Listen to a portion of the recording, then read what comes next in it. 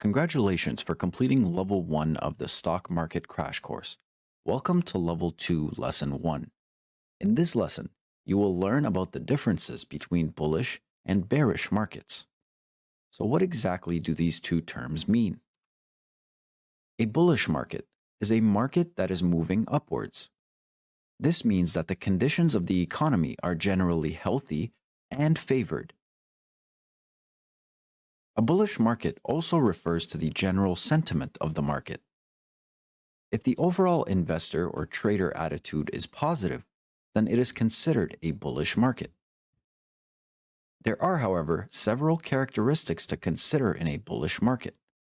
You must look at the supply and demand, trader and investor psychology, as well as the overall economic activity. In a bullish market, there is a much greater demand than supply.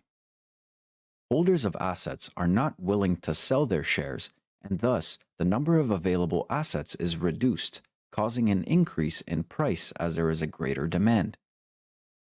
To put it into better terms, imagine there being 1,000 shoes produced. If all but 50 were sold, and the people who purchase the shoes are not willing to sell, then there is a greater demand than supply, and the price of the shoe will increase. In a bullish market, when it comes to investor and trader psychology, investors and traders willingly participate in the buying and holding of assets in hopes of profiting. When it comes to the economic activity, companies that have IPO'd on exchanges are said to contribute to the greater economy, and therefore we can assume that the stock market is linked with the greater economy. In a bullish market, individuals are willing to spend their money and thus strengthen the economy. What exactly do you do in a bullish market? For starters, you must confirm that you are in fact in a bullish market.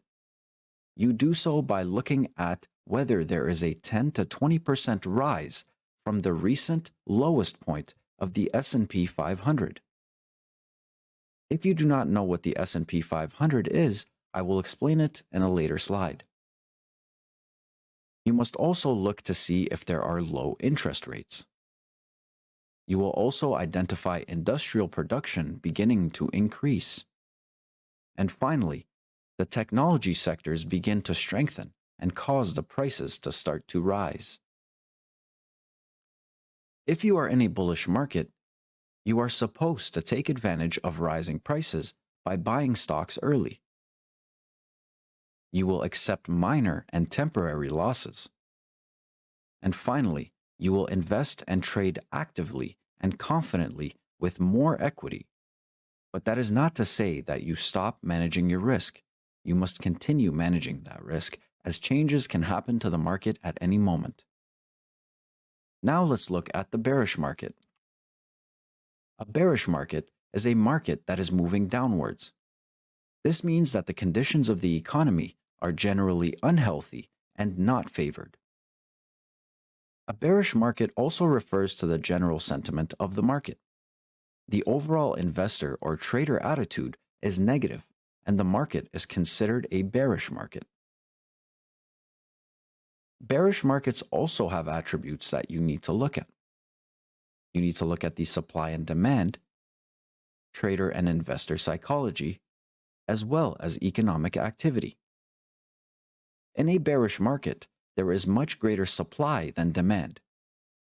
This is because investors and traders are not willing to hold or buy assets, and thus the number of available assets is higher or high in general. Trader and investor psychology comes into effect when investors and traders willingly participate in the selling of assets or avoiding buying assets in hopes of reducing their losses or risk. Instead, in a bearish market, investors and traders hold cash and await a positive shift in the market. Or better said, they wait for a bullish market. When looking at the economic activity, individuals are not willing to spend their money, and thus This contributes to the weakening of the economy. Now let's talk about what you must do in a bearish market. For starters, you must confirm that you are in fact in a bearish market. You do so by confirming a roughly 10 to 20% drop from the recent highest point of the S&P 500. In a bearish market, there are high interest rates. Industrial production begins to decrease, and the technology and cyclical sectors begin to weaken, causing prices to start moving down. Once you have confirmed that you are in fact in a bearish market, you will take advantage of dropping prices by either shorting assets or by avoiding investing and trading in general, as losses are much greater in a bearish market.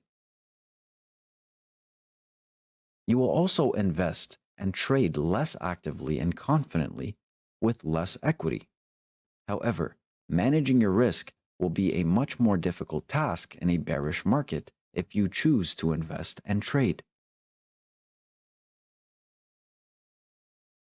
I previously mentioned the use of the S&P 500 as a means of determining if a market is bullish or bearish. So let's talk about the S&P 500. The S&P 500, also known as the Standard & Poor's 500, is a stock market index used for tracking the performance of 500 large, publicly traded companies, such as Apple or Microsoft. A common theory used when looking at the S&P 500 is that if the big sharks are performing poorly, then it is more likely that the small sharks will also perform poorly. The S&P 500 is used for determining whether a market is bullish or bearish, as the overall market follows the movements of this index. In the image below, you will see a candlestick chart of the S&P 500 during the start of COVID-19. As you can see, I have identified a 15% drop and thus confirmed the start of a bearish market. In the case of COVID-19, the market suffered a crash and not a correction. Both a market crash and a correction will be described in the next lesson. And that concludes this lesson.